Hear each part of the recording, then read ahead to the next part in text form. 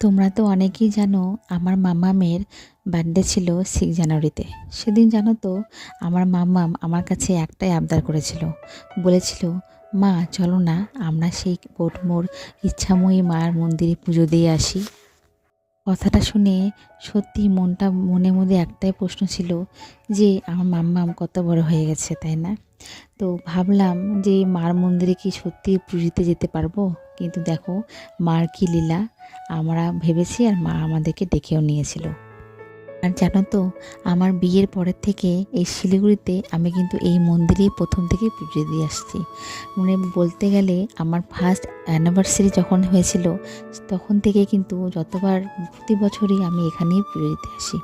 আর মাকে বলেছিলাম আমি যতদিন বেঁচে থাকবো আমার প্রত্যেকটা অ্যানিভার্সারিতে তোমার কাছে আমি পুজো দিতে আসবো।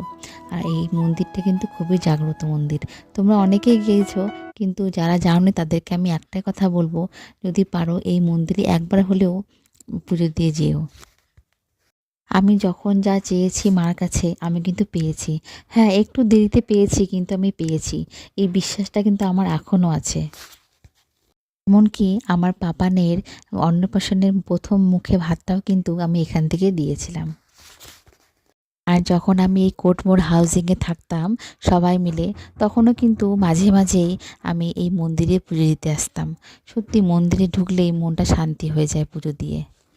জানো তো এই মন্দিরে অনেক ঠাকুর আছে, প্রত্যেকটা ঠাকুর, মানে তোমরা যে যেরকম পুজো দাও, যেরকম মানো যেসব ঠাকুরকে, সব ঠাকুরই এই মন্দিরে আছে।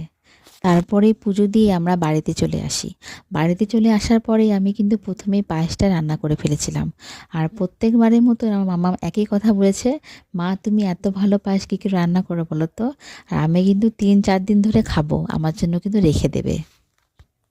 আর জানো তো আমি কিন্তু আমার নিজের হাতেই আমার মাম্মামের জন্য পায়েসটা রান্না করি।